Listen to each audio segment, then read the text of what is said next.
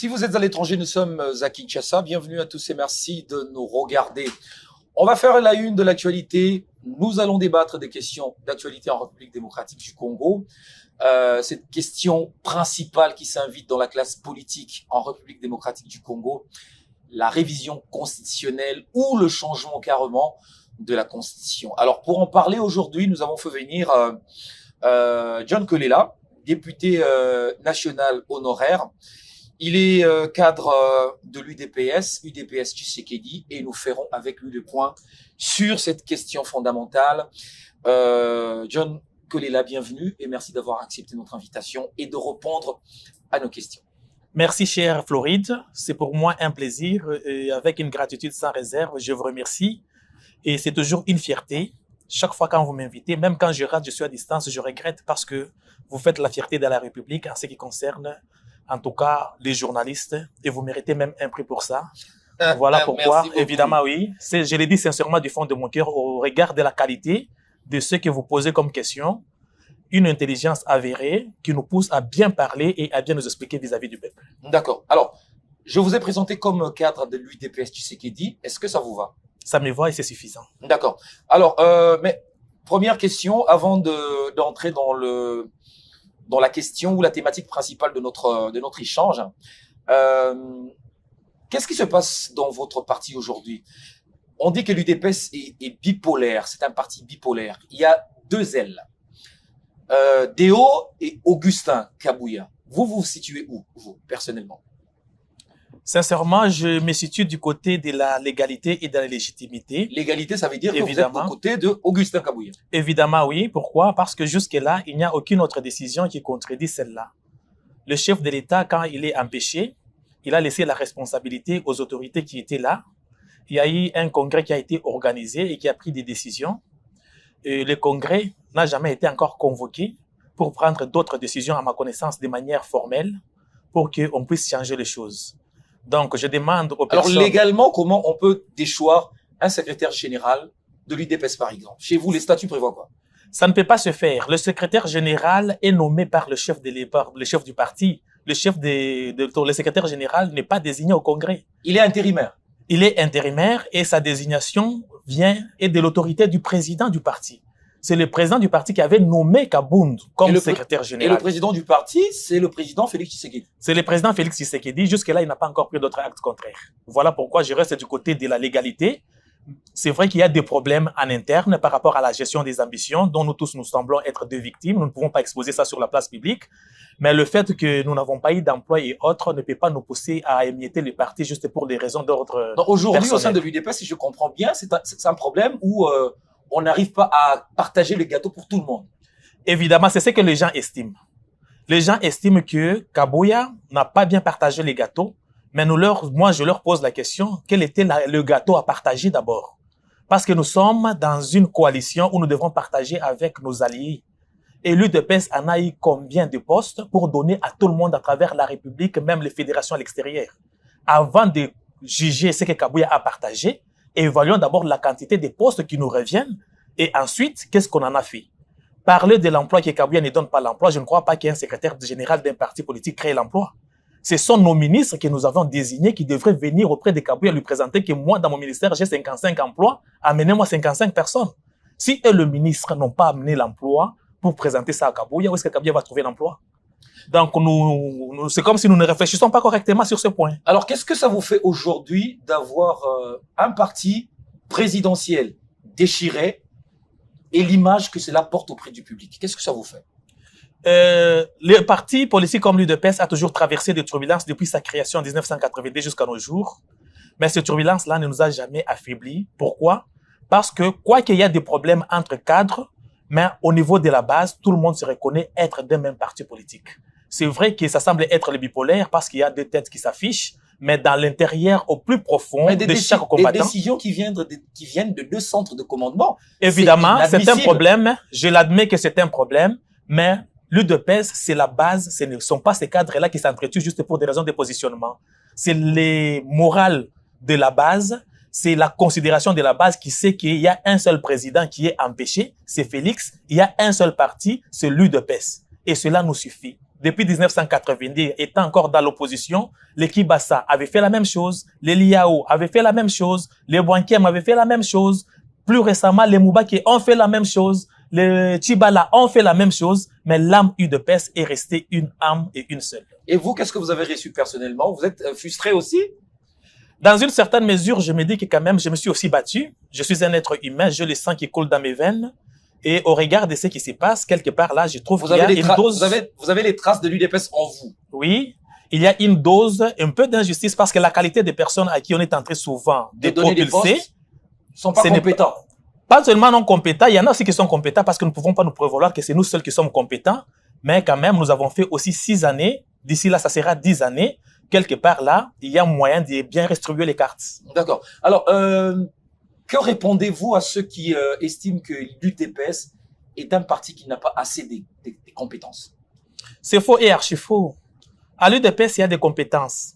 C'est question de faire une bonne combinaison. Et les gens, quand ils parlent, dans tout ce qui est en train d'être fait... À l'UDPS, il y a des compétences. Oui, il y a des compétences. Elles sont où, ces compétences? Nous tous, moi, je suis une compétence. Fabien Moutombo, c'est une compétence. Honorable Coco, c'est une compétence.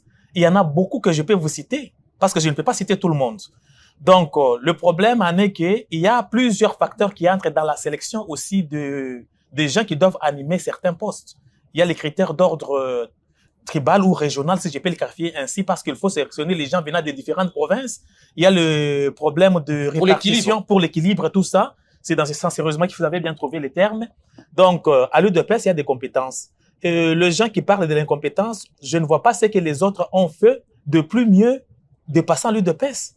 Que ça soit actuellement au sein de l'Union sacrée, je ne vois pas un qui se distingue plus mieux que ceux de l'UDPS. Que ce soit les régimes passés, je n'en vois pas. On peut parler un à un. Quelles sont les personnalités issues de l'UDPS qui ont été nommées et qui ont apporté des résultats positifs qui ont satisfait la population? Allez-y. Je vous assure que je peux prendre par exemple le ministre de la Défense. Vous serez... Quel ministre? De la Défense, Guy Mwadianvita. Je vous assure que... Qu'est-ce qu'il a fait? Attendez, parce que tout ne peut pas être exposé sur la place publique. D'accord. Citez quelqu'un d'autre. Évidemment, oui, je peux citer quelqu'un d'autre. Je peux citer Fabien Moutombo qui est à la SNCC, qui a réussi dans peu de temps à relever un peu la SNCC tant soit peu. À ce jour, on ne parle plus des arriérés à la SNCC. Il a acheté autant de locomotives, autant de navires pour la SNCC. Et c'est une expérience de l'UDPS. OK. Alors, avant de fermer cette parenthèse, vous-même, à titre personnel, qu'est-ce que vous avez fait comme étude? Je sais pourquoi je pose cette question, parce que nous allons ouvrir cette brèche avec la question sur la révision constitutionnelle. Qu'est-ce que vous avez fait comme étude? Évidemment, j'ai terminé, je suis licencié de l'université de Lubumbashi. J'ai fait aussi mes études à l'UCC, c'est-à-dire quoi? Je fais l'économie à l'université de Lubumbashi où je suis licencié. Arrivé ici depuis 2012 comme député national, j'avais quand même suffisamment de temps libre que je ne pouvais pas gaspiller.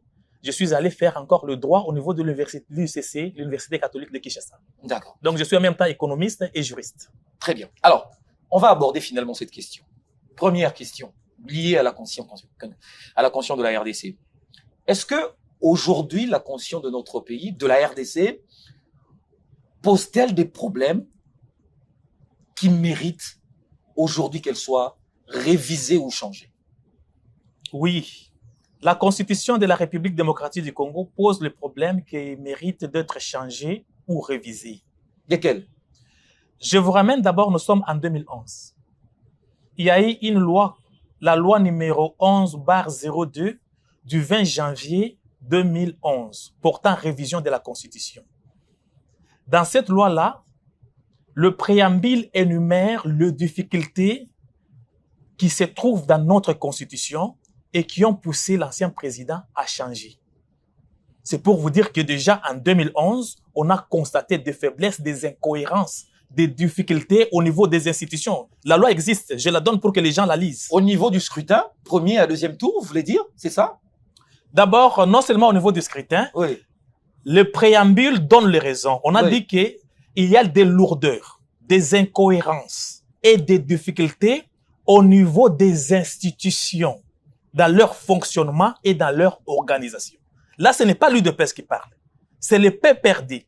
C'est l'AMP à cette époque-là qui parle. C'est-à-dire c'est Chadari qui parle, c'est Moïse Katumbi qui parle, c'est Joseph Kabila qui parle, qui reconnaît les incohérences dans la Constitution de 2006, les difficultés dans la Constitution de 2006. Donc, aujourd'hui, ils n'ont pas de leçons à nous donner parce que déjà en 2011... Non, vous n'êtes pas ici pour parler d'eux. Vous êtes oui, ici évidemment. pour parler... Allez-y. Évidemment. Oui, allez-y. Je vous donne d'abord les raisons parce que c'est une loi qui existe. Oui. Qui a trouvé cela. Les incohérences, les difficultés et les lourdeurs, il y en a. Une constitution, ce n'est pas comme des questions stupides qui se posent sur la rue par des gens peut-être pour des raisons d'ordre politique qui cherchent les positionnements. Une constitution ne règle pas seulement les questions d'ordre social de la population. Les questions d'ordre social, économique et autres, c'est vrai que la constitution prend le principe, mais ça relève de la politique sectorielle du gouvernement. Une constitution règle quoi d'autre? Évidemment. Une constitution règle les questions d'ordre organisationnel d'un État, fonctionnel d'un État. Les questions fondamentales d'une constitution sont au nombre de 3. Oui, allez-y, citez-les alors. La constitution répond à la question de savoir comment on accède au pouvoir. Ce n'est pas seulement les chefs de l'État qui accèdent au pouvoir. Tout le monde, les magistrats accèdent au pouvoir, les députés accèdent au pouvoir. La Constitution règle la question de comment on accède au pouvoir. C'est la première préoccupation d'une Constitution. La deuxième préoccupation d'une Constitution, comment on exerce ou on gère le pouvoir. Mais tout ce que vous dites... Et la troisième, oui. Comment on cède ou on donne le pouvoir à quelqu'un d'autre. Mais tout cela, c'est décrit dans notre Constitution. Vous voulez dire que c'est absent? Évidemment, oui. Maintenant, lorsque vous êtes au pouvoir, vous gérez. Oui. Il revient à celui qui a la commande, qui sent les lourdeurs ou qui voit les problèmes là où ils se posent, de proposer les initiatives. Sinon, on aurait la même constitution que Rome avait depuis l'Antiquité jusqu'à ce jour. Mais si même Rome, si même la Grèce ont y a changé des constitutions, c'est pour vous dire que il y a toujours dans l'homme les besoins d'adaptation, il y a toujours dans l'homme le besoin de perfectionnement. D'accord. Alors, quels sont, à votre avis, au regard de votre argumentaire, quelles pourraient être les motivations fondamentales du président de la République de pouvoir envisager un changement de constitution, à votre avis? À mon avis, il y a plusieurs raisons qui peuvent pousser le président à envisager. La première, il a parlé par exemple de l'article 217. Il est vrai que les gens ont tenté de faire comprendre les choses autrement. Mais aujourd'hui, je vais permettre à ceux-là qui doutent de la version du président de comprendre les choses autrement. Je veux le lire, Oui. et puis je vous le laisse parler. D'accord. La République démocratique du Congo peut conclure des traités ou des accords d'association ou de communauté comportant un abandon partiel de souveraineté en vue de promouvoir l'unité africaine. Alors, vous avez fait le droit, je sais que vous n'êtes pas constitutionnel. Alors, au regard de ce que vous avez fait comme étude juridique, essayez de nous aider un peu. Puis vous avez été aussi Évidemment. Chers compatriotes. parce que si vous dites que les gens ont mal interprété ça, je crois que le président aussi l'a mal interprété. C'est possible, Le mais je secrétaire vais donner ma général du version. parti, Oui. de votre parti, l'a mal interprété. Et même les cadres de votre parti. Quelle est la vérité? La vérité est celle-ci. L'article 217, Oui. pour bien la comprendre, il faut lire l'article 9. Si vous pouvez aider la population à comprendre L'article 9 dit quoi? L'article 9 de la Constitution. vous voulez Oui, que de la je- Constitution. On va le lire très rapidement. L'article 9 stipule que l'État exerce une souveraineté permanente, notamment sur le sol, le sous-sol, les eaux, les forêts, sur les espaces aériens, fluviaux, lacustres et maritimes congolais, ainsi que sur la mer territoriale congolaise et sur le C'est plateau suffisant déjà, vous avez déjà lu l'essentiel. continental. Voilà. Évidemment. Maintenant, nous allons, pour comprendre la version du chef de Il y a l'État, un lien entre les deux. il y a un lien entre les deux. Allez-y.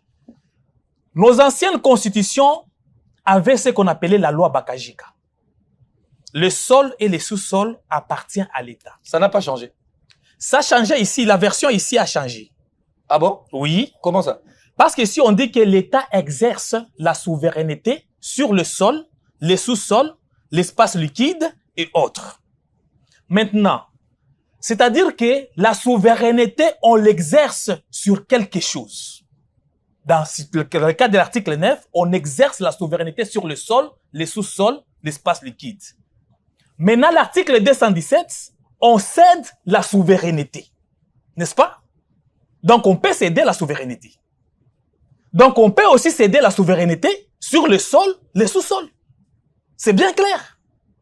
Vous pouvez relier les deux articles et vous comprendrez que on peut, comme l'État exerce sa souveraineté sur le sol et le sous-sol, il peut céder sa souveraineté, donc il peut aussi céder sa souveraineté sur le sol et le sous-sol. Or, le sol et le sous-sol, c'est quoi? C'est la terre. C'est ça les territoires.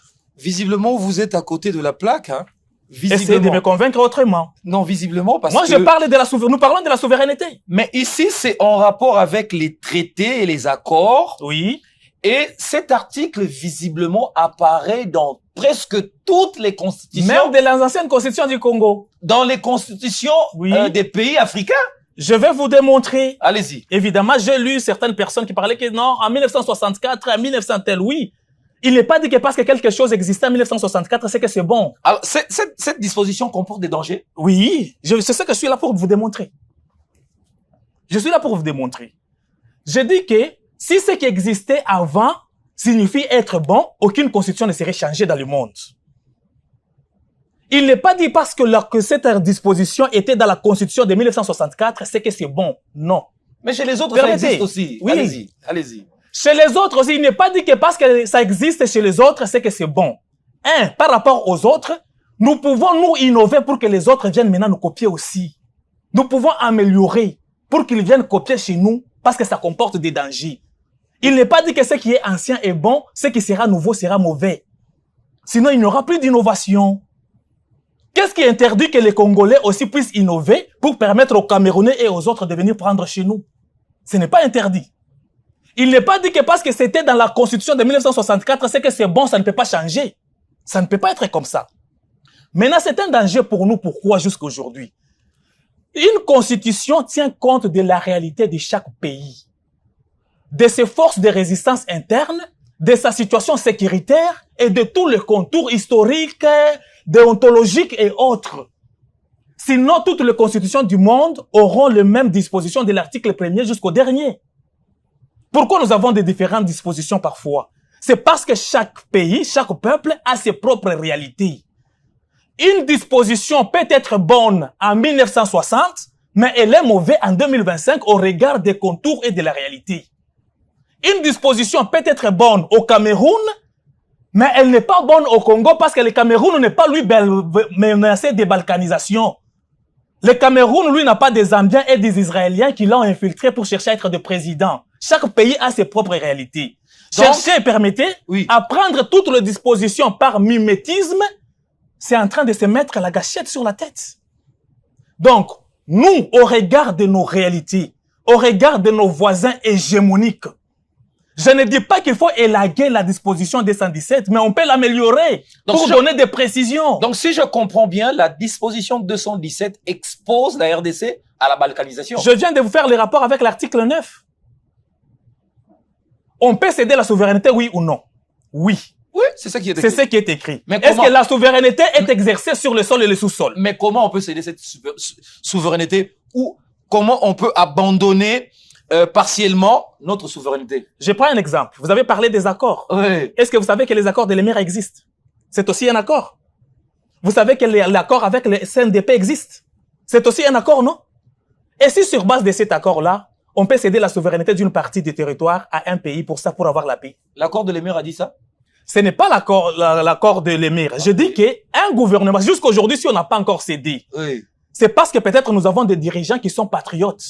Mais on ne sait pas demain, après-demain, une erreur peut se glisser, la population peut commettre une erreur, on est dans les mauvaises mains. Quelqu'un peut profiter de la faiblesse de pareilles dispositions pour agir et personne ne peut lui condamner. Très bien. Alors, honorable, est-ce que la constitution actuelle de la RDC, la constitution de 2006, est l'œuvre des belligérants, est l'œuvre des étrangers, comme l'a laissé entendre le président de la République et quelques-uns de vos cadres aussi? Ça saute aux yeux de tout le monde. Ce n'est pas quelque chose qui est dit par le président, c'est quelque chose qu'on a vécu.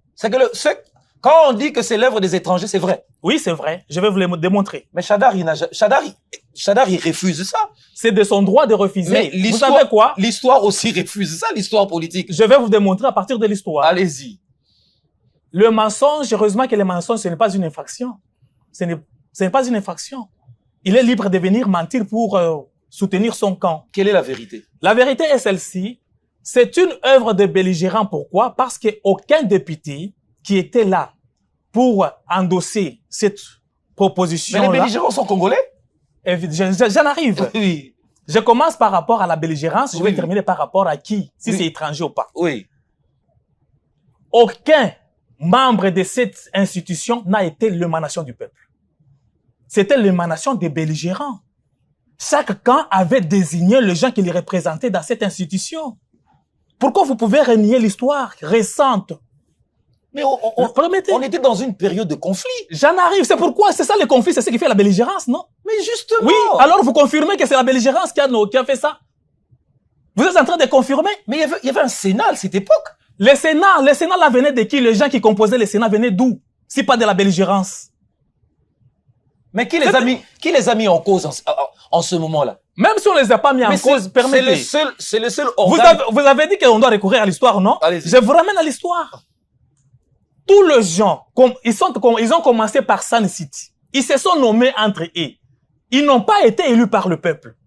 Ils sont arrivés là-bas parce qu'ils étaient des belligérants, ils étaient en train de se battre.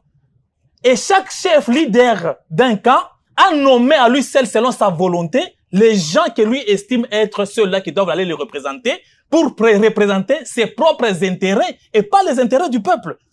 Comment vous allez appeler cette constitution-là l'émanation de la population pour nier que ce n'est pas la belligérance? Mais parce qu'il y avait une commission, une commission nationale de la réforme constitutionnelle qui a recueilli les avis à travers tous les pays.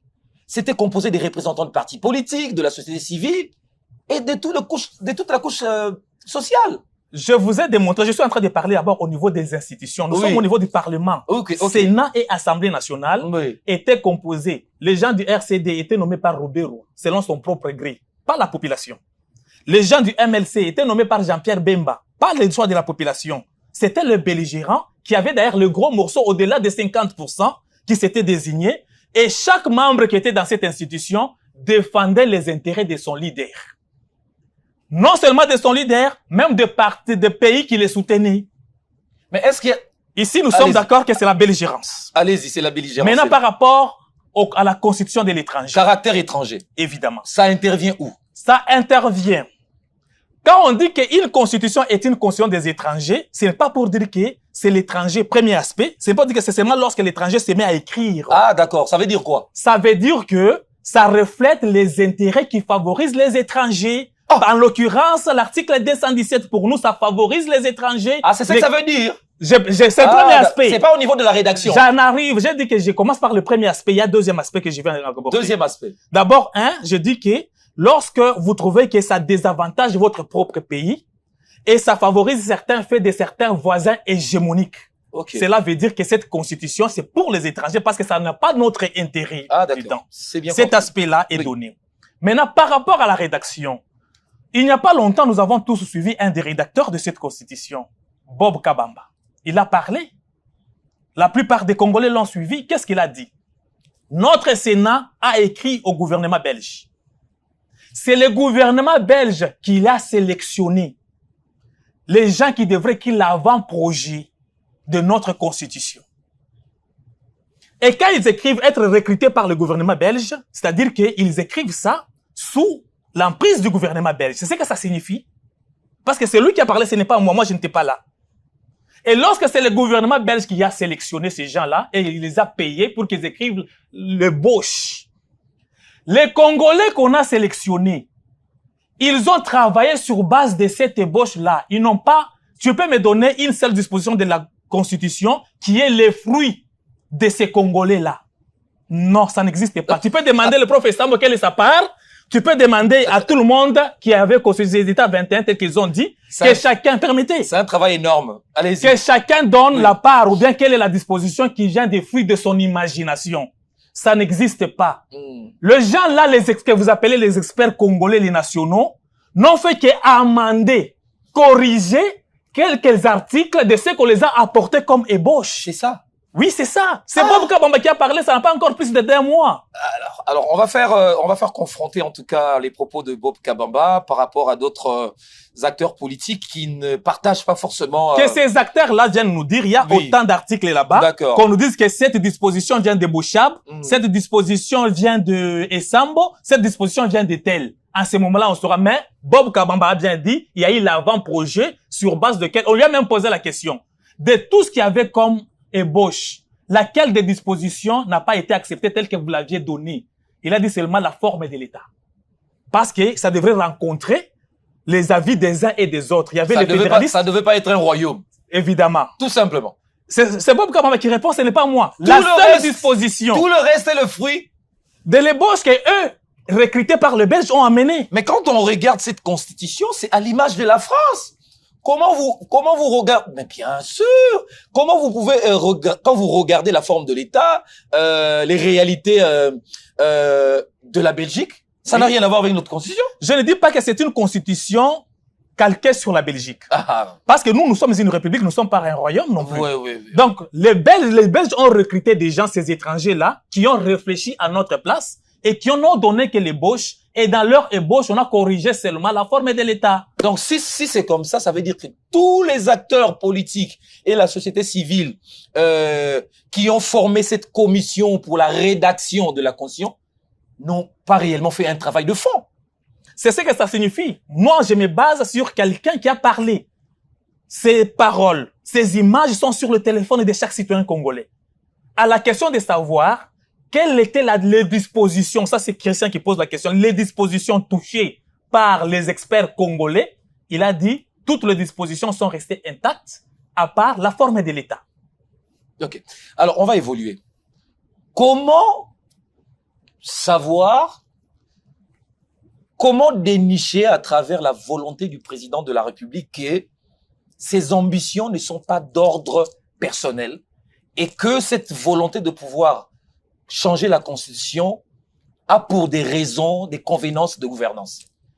Comment le savoir? Parce que au regard de ce qui se passe en Afrique, on prend le Tchad, on prend le Rwanda, on prend Burundi, tous ces présidents qui ont modifié, qui ont changé la Constitution, c'était pour y rester. Maintenant, comment on va savoir que le président le fait pour le bien de la population congolaise et non pour rester au pouvoir? Comment? C'est ça la difficulté. Évidemment, les gens peuvent avoir la difficulté, mais il n'y a pas que les exemples que vous venez de donner. Oh.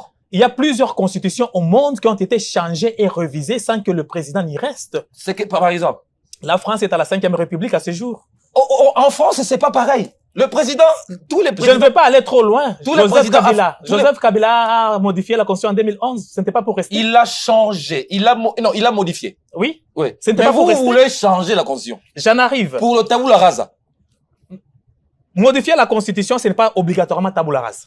Je vais arriver parce qu'il y en a même qui parlent de coup d'État. Ce n'est pas obligatoirement. Oui. Mais changer. Oui, même changer, ce n'est pas obligatoirement. Je vais y en arriver. Oui.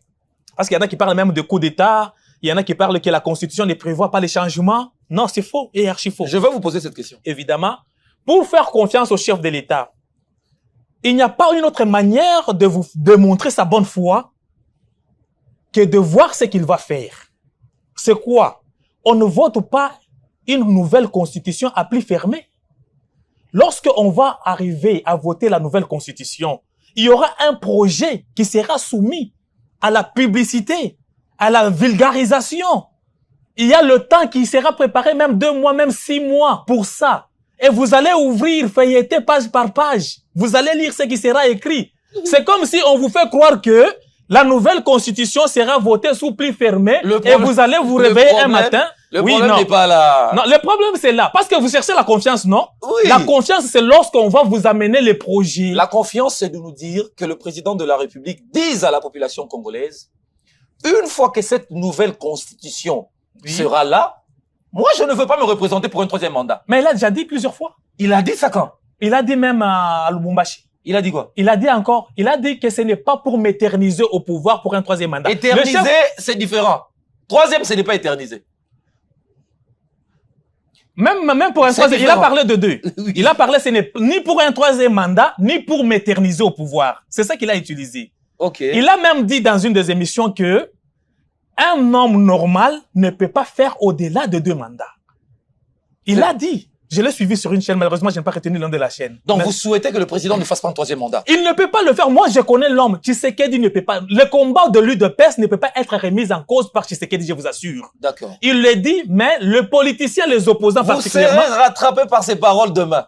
Si ça me rattrape, je vous assure que je condamnerai. Moi, je condamnerai. Ok. D'accord? Ce sera ça la seule manière de me dédouaner. Alors, on évolue. Ça, c'est une bonne réponse. Le président a donné toutes les garanties verbales. Il n'a pas autre choix que d'attendre lorsqu'il va vous faire maintenant sa proposition. Vous la regardez comme ça et vous trouvez qu'il n'y a pas de tout cela. Donc, il n'y a pas une... Vous voulez le miracle? Non. Il ne peut que donner cette parole. Il y en a qui peuvent accepter, d'autres peuvent refuser. Mais même l'opposition sait que le président est de bonne foi, mais tout simplement parce qu'ils sont à court d'arguments, ils sont à la recherche de bobards convaincants pour essayer d'avoir un discours sur la place publique. On va évoluer. Mais en réalité, il n'y a rien de tout ça. Alors, il y a 6 mois, j'ai reçu sur mon plateau d'émission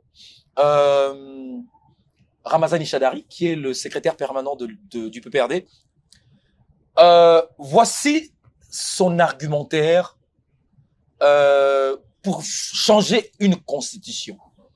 Il dit que c'est scientifiquement prouvé. Quand est-ce qu'une constitution peut être changée scientifiquement? Il dit, quand il y a un vide juridique, quand il y a une transition politique, et finalement, il en a donné 3 raisons, quand il y a un événement majeur, du genre révolution, coup d'État, un événement qui met en difficulté les fonctionnements harmonieux d'un pays. C'est alors qu'on peut changer une constitution. Alors, réagissez. Est-ce qu'il a menti? C'est un professeur d'université. Il ne suffit pas d'être professeur d'université pour connaître tout à 100%. Dans sa thèse-là, il n'a pas réussi avec 100%. Alors, s'il a fait 95%, c'est qu'il en manque 5. Est-ce qu'il a menti ici? Moi, je dirais qu'il a menti. Il a menti pourquoi? Parce que la Constitution elle-même prévoit ses propres mécanismes de changement et de révision. Quelle Constitution? Même la nôtre le prévoit. Changement? Oui. On peut lire? Lisez l'article 5. Changement. L'article 5.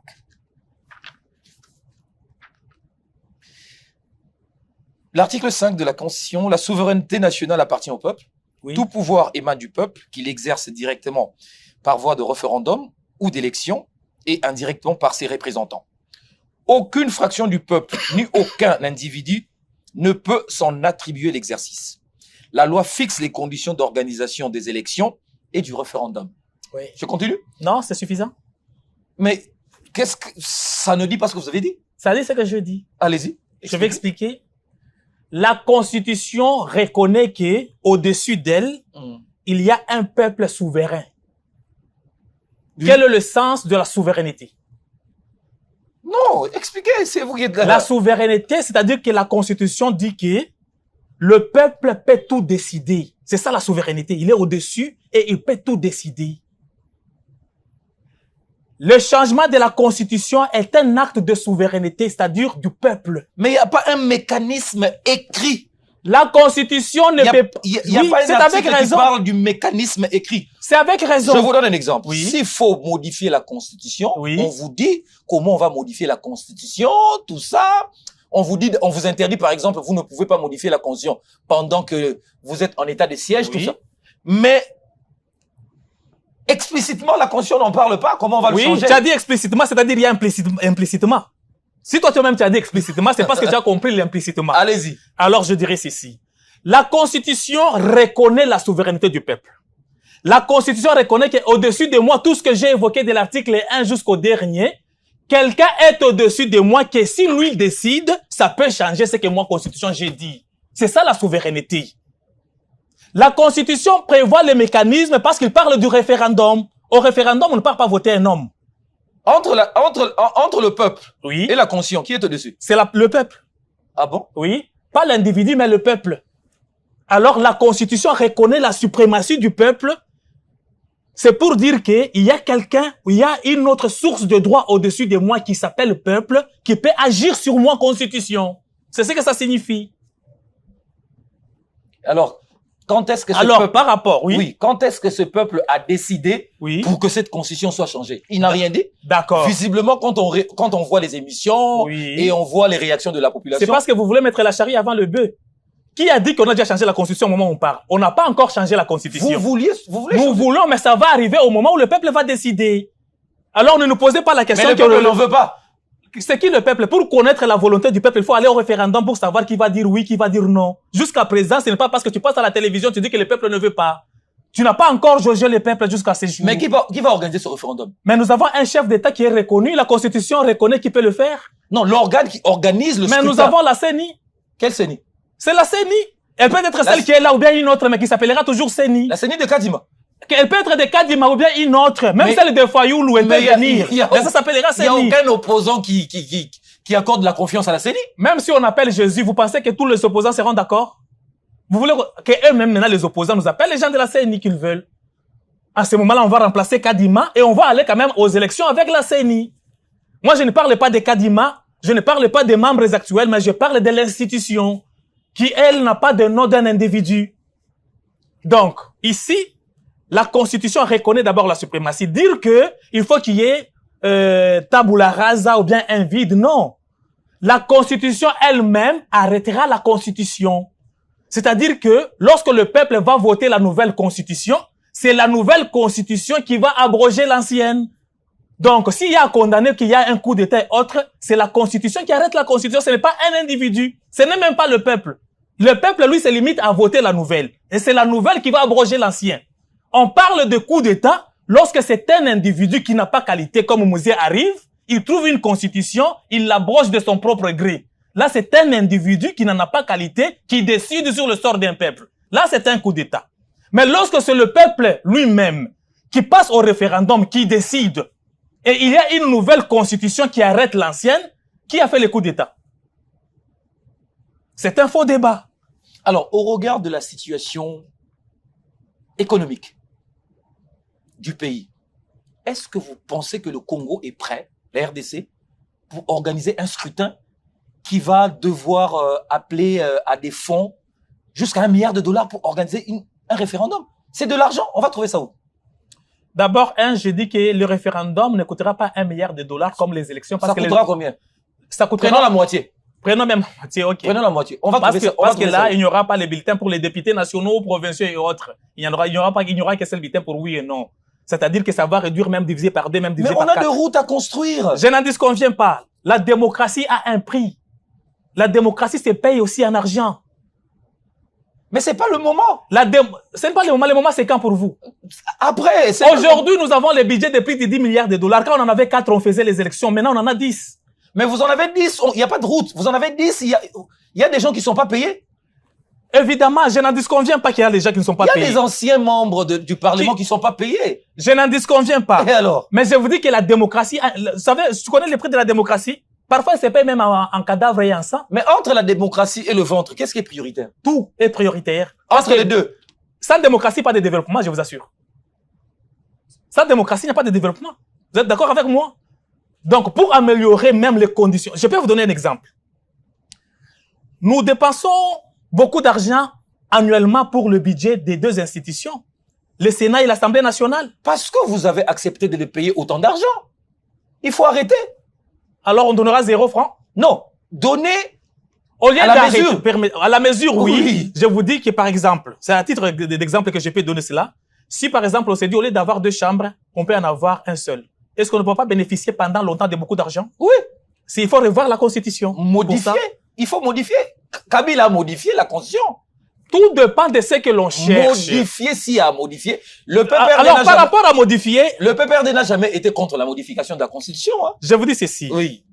Que ça soit modifié, que ça soit changé, jusqu'au moment où je parle avec vous, le chef de l'État n'a pas encore levé une option dans un sens. Le chef de l'État a dit ceci. En 2025, je vais mettre en place une équipe d'experts qui va réfléchir, évaluer notre constitution. D'où tire-t-il ces prérogatives de mettre une commission pour la constitution? C'est son droit. C'est écrit où? Les consultations, c'est un droit reconnu au chef de l'État. Il a déjà consulté, même pour créer l'Union sacrée, il avait consulté. C'était écrit où? C'est un droit, c'est lui le chef de l'État. Il gère. Dans la gestion, il peut appeler les gens pour savoir comment gérer. C'est son droit. Dans la Constitution, on n'écrit pas tout, sinon on aura une Constitution de la taille de cette maison. Si on doit tout écrire dans la Constitution, dans la Constitution, on donne les principes. Alors, le chef de l'État n'a pas dit qu'on doit changer. Il n'a pas dit qu'on doit réviser. Il n'a pas dit qu'on doit garder les statu quo non plus. Il a dit qu'il va mettre en place une équipe de gens intelligents qui doivent réfléchir. C'est après réflexion de ces gens-là qu'ils doivent maintenant nous dire s'il faut maintenir la même constitution, ils vont avancer les arguments. S'il faut réviser 2 ou 3 articles, ils vont avancer les arguments. S'il faut changer toute la constitution, ils vont avancer les arguments. C'est après cette réflexion-là que nous saurons maintenant quelle est l'option à prendre. Mais dire aujourd'hui que non, il veut changer, c'est un mensonge à ciel ouvert. Mais vous allez avoir le peuple dans la rue. Soyez-en sûrs. C'est ça la beauté de la démocratie. On n'a pas dit quelle est la constitution qui a été votée à 100%. Vous aurez le peuple dans la rue. Nous aussi, nous étions dans la rue. En 2006, d'ailleurs, on n'a même pas participé à ces élections parce que nous n'étions pas d'accord. Vous rappelez-vous du conseil du pasteur Dallo au président de la République en lui disant « Un mandat, c'est bien. 2 mandats, c'est bien. 3e, non. » Et le président n'a pas dit le contraire jusqu'à présent. C'était un bon conseil, à votre avis? C'est un bon conseil, c'est ce que dit la Constitution, et je crois qu'un homme normal ne peut pas faire plus de 2 mandats, moi aussi. Je vais enregistrer cette émission jalousement.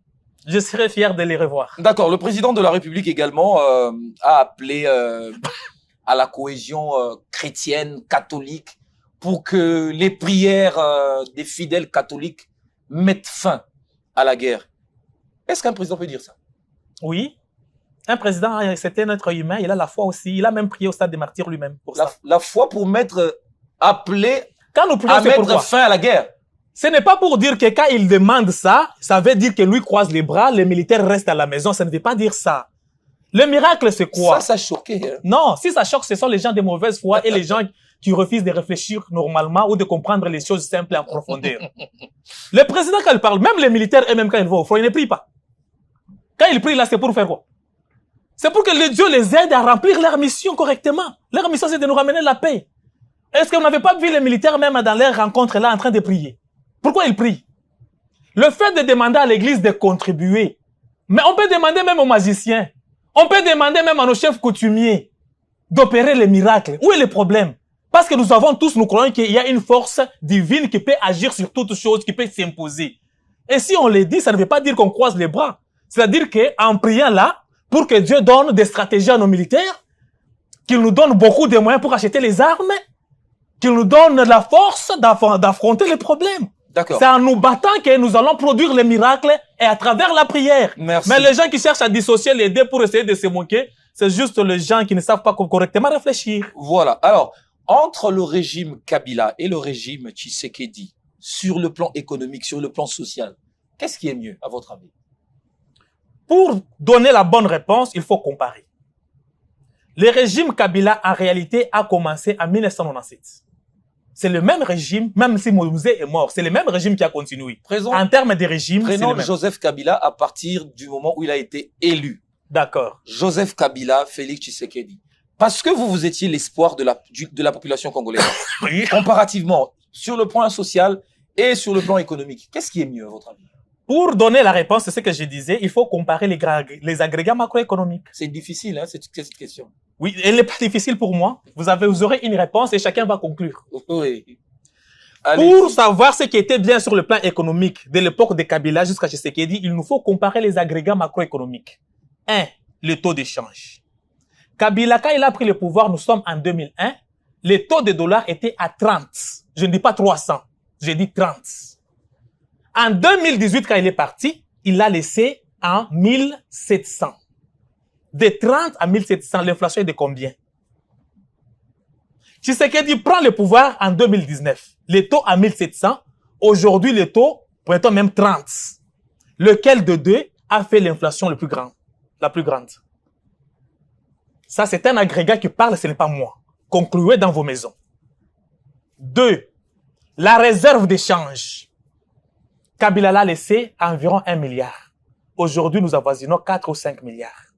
C'est un agrégat macroéconomique. Les taux d'investissement. Comparez, vous verrez qu'il y a la différence. C'est vrai qu'aujourd'hui, les gens semblent parler parce qu'ils oublient juste le passé. Je ne dis pas qu'aujourd'hui, c'est mieux davantage, mais c'est une situation difficile, héritée. Notre responsabilité, c'est de combler ce que les autres n'ont pas fait. Mais jusque-là, on n'est pas encore parvenu. Mais dire que c'est nous qui avions empiré la situation, il faut comparer la durée. Kabila n'a pas géré des ans. Kabila n'a pas géré 6 ans. Il en a fait presque 18 ans. C'est-à-dire qu'il a géré les bilans des 18 années. Le bilan des 18 années, c'est combien de milliards de dollars pour résoudre le problème? Et le bilan le budget de 6 années, c'est combien pour travailler? C'est-à-dire que il faut mettre tout ça dans la balance pour savoir qui a fait quoi. De deux, en termes de construction. On va finir rapidement. Vous connaissez, en dehors des 5 chantiers ici à Kinshasa, vous connaissez dans d'autres provinces les 5 chantiers qui s'étaient passés là-bas ou bien la révolution? C'était concentré ici à Kinshasa dans la ville. Mais les autres provinces étaient laissées à leur propre triste sort. La gratuité de l'enseignement, vous savez combien ça coûte par mois au gouvernement? Si Kabila ne prenait pas la gratuité de l'enseignement pour payer l'enseignant seul et que c'était le parent, et que maintenant cette charge-là revient au gouvernement, est-ce que vous pouvez comparer ça? Donc, il y a les situations à comparer. Je ne dis pas que c'est mieux, mais je dis que par rapport à aujourd'hui, comparé à Kabila, il n'y a pas photo. Merci. Au regard des agrégats. John Kolela, député national honoraire, cadre de l'UDPS, était notre invité entre révision ou changement constitutionnel. Vous avez suivi les éléments de réponse de notre invité. Merci d'avoir répondu à nos questions. C'est moi qui vous remercie, Cette émission est Floride. terminée. Merci bien. C'était avec plaisir. Moi aussi, c'est un plaisir partagé. Voilà. Merci d'avoir suivi cette émission. Portez-vous bien. À très bientôt et avec le même plaisir.